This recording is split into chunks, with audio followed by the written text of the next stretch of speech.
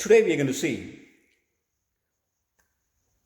the Hindu god Kartikeya or Skanda or Muruga or Arupada Muruga, Senadipati. These are the different names for him. How he matches what science observe as pineal gland within us. Science, when it looks within us using the tools, it cannot see anything as living, or it cannot see because it's a different world of consciousness. But those who meditate for a long period of time,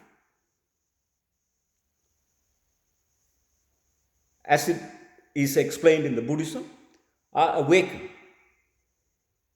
So they see the inner world as a living experiences, The same in samadhi, one would say in yoga, one would see the same. Or the enlightened will see the same as living experiences. So the same powerful gods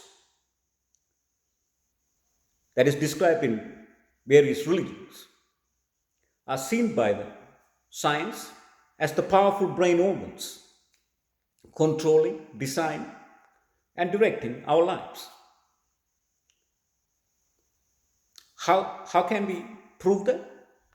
Because the shape will be the same, the functionality will be the same, the activities, interrelations, including the origin, will be the same.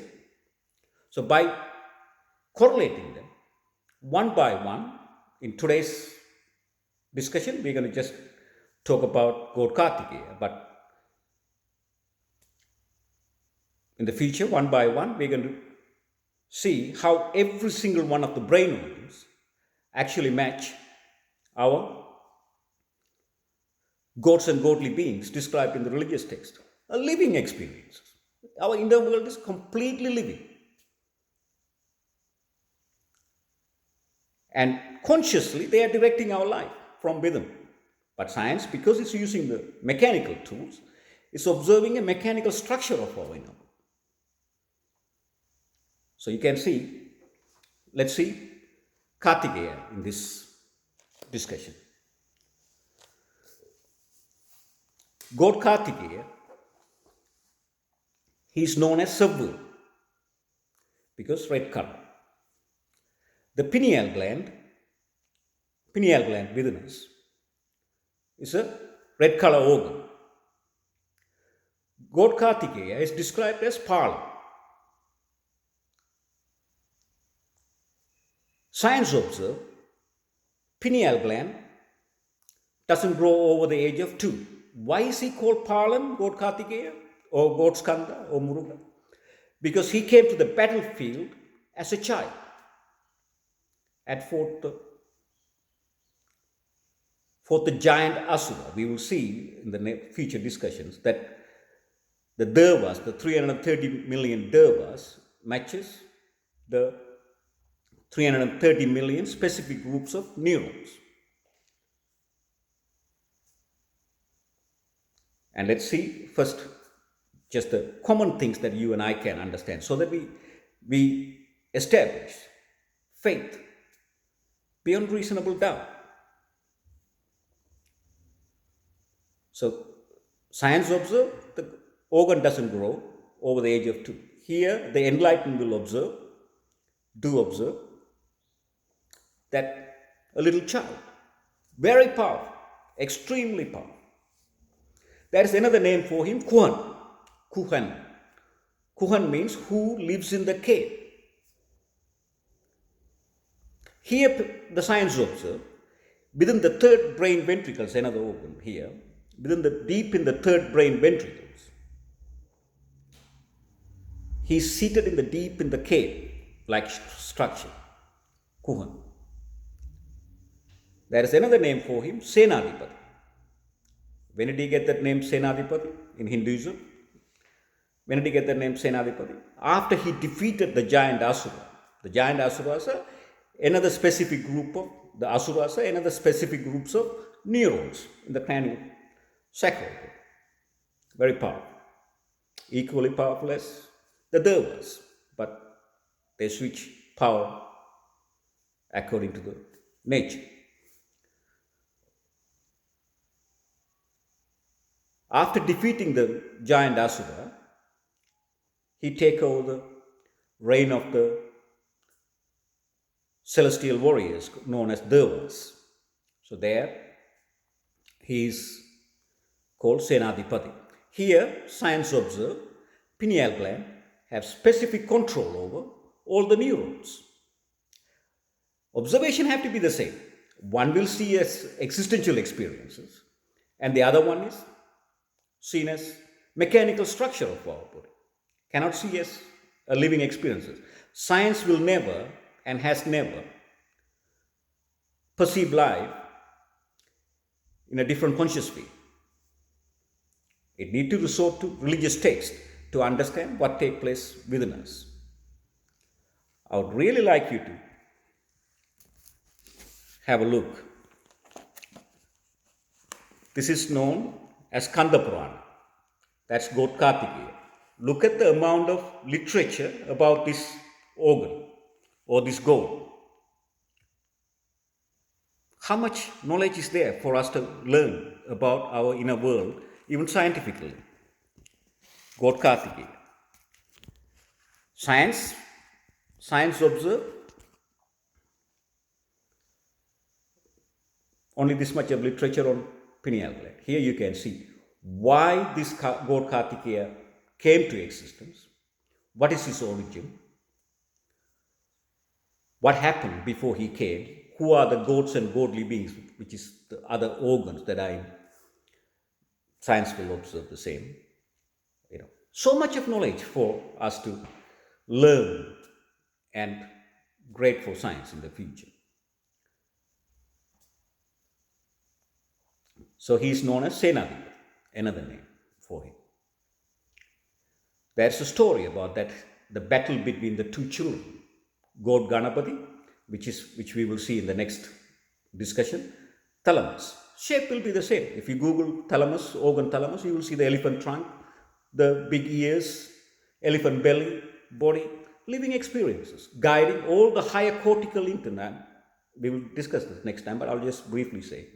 All the higher cortical intent, science observe, have to pass thalamus to go to the higher regions of the brain, which is in Hinduism, you will see, if you are a Hindu, you know, entrance to heaven, God Ganapati is seated.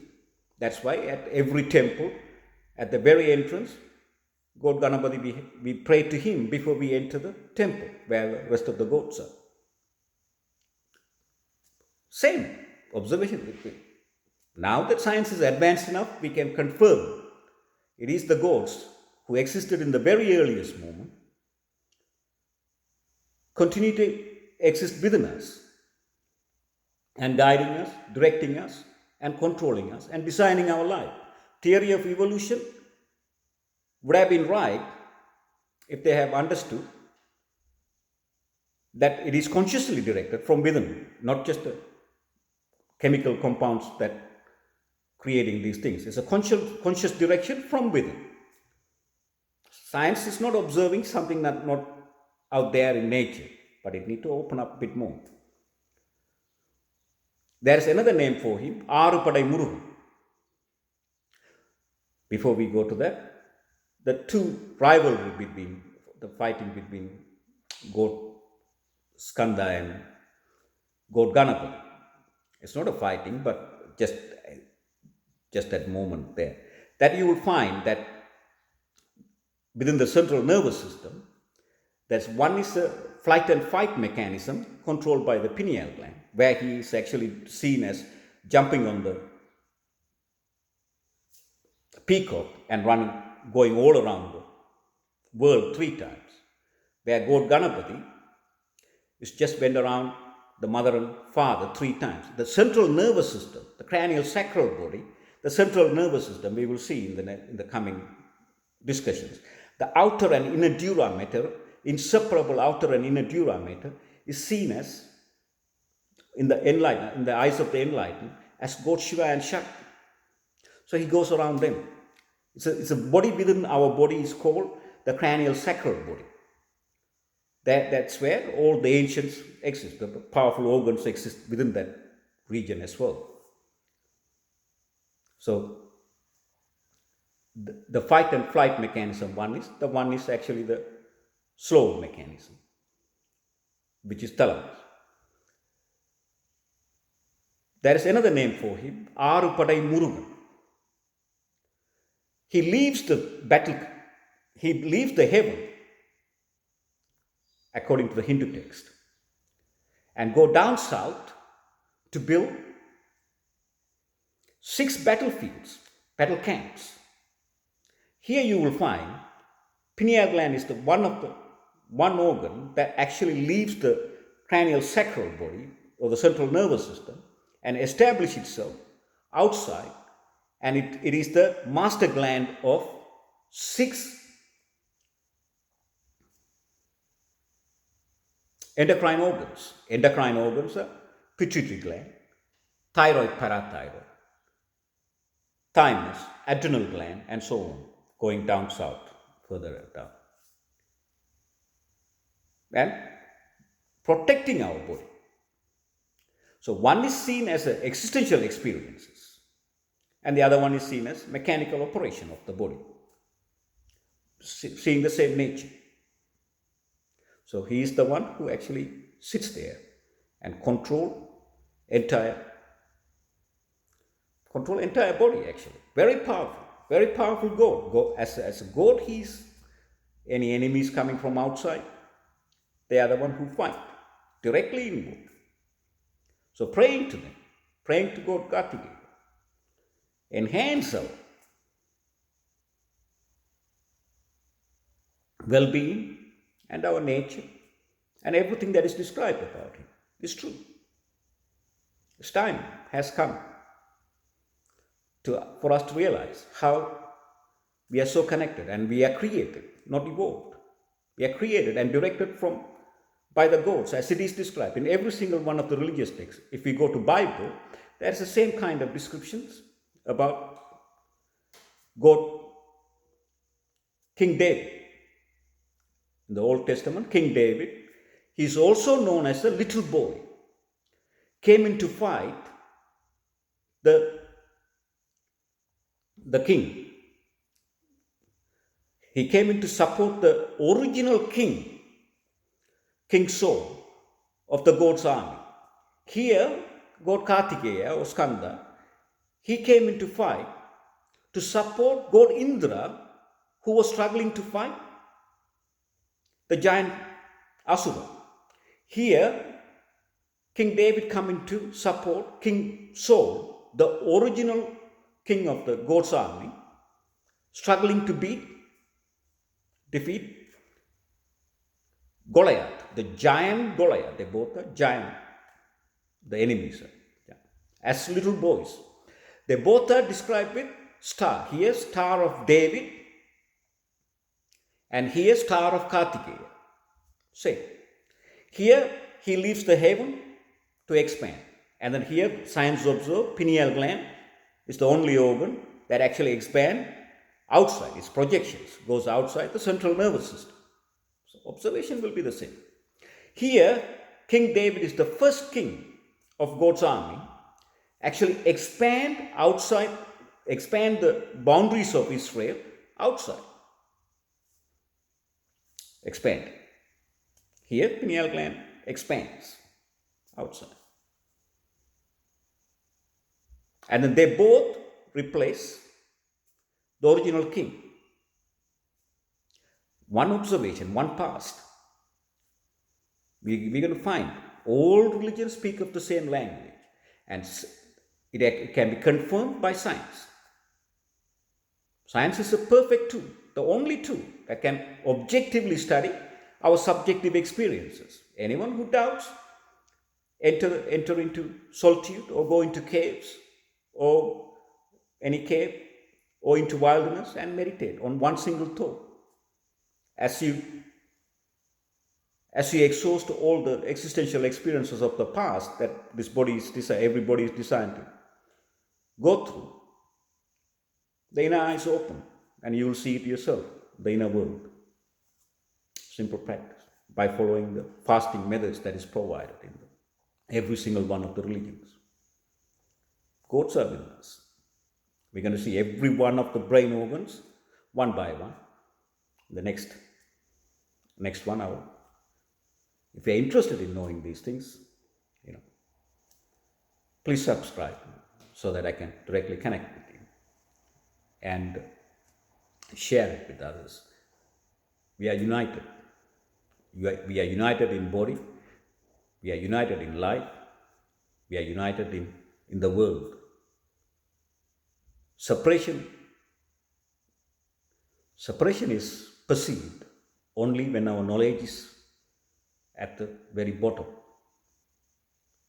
The union is perceived when the knowledge improved.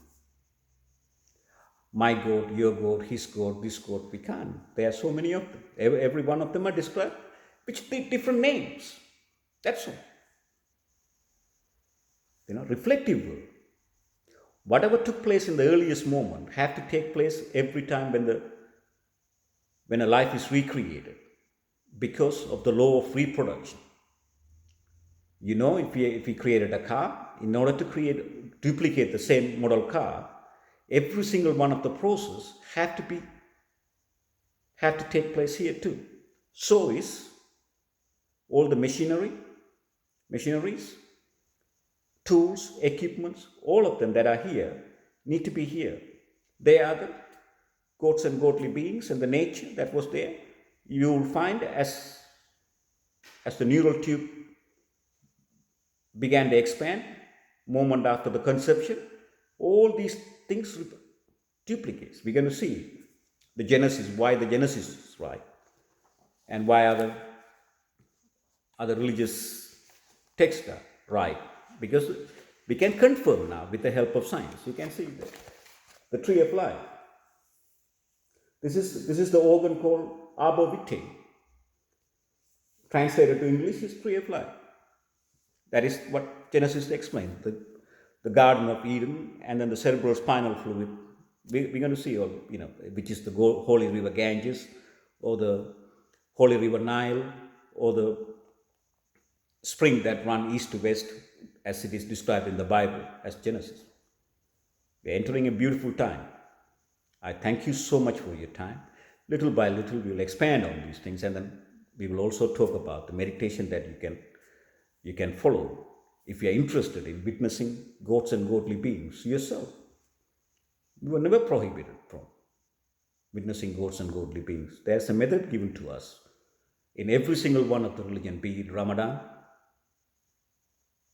Lent, Passover, Buddhist fasting period, Hindu fasting period, Jain fasting period, Sikh fasting period. All are. The way we fast is brilliant, and it has got great benefit to this body. But there is another level, that is actually going into solitude. And because it's stated that while you are fasting, may your thought be seated on God.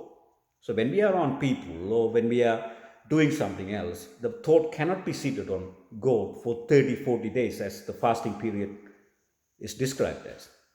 That can only be achieved when we are fasting in solitude, or by being alone for 30, 40 days on one single thought. Everything else get exhausted through meditation. The intermediary world, the world of the external world, and then the world of the gods, and then the self-realized, the 4 states of consciousness, the 4 different worlds. We'll discuss that later, but it can be achieved. And when anyone doubts scientifically, they need to follow the method that is provided with every single one of the religious texts. That method is actually fasting. Without following the fasting, the practical method that is provided, claiming that God don't exist is absurd. Absurd. It's not scientific. An existing theory, if it's followed by a practical method, without testing the practical method, you cannot say that that's not right. I thank you so much for your time. One by one, we're going to expand discuss all these things, and also meditation and all that soon. May God bless you with great knowledge, peace of mind, and happiness. Thank you.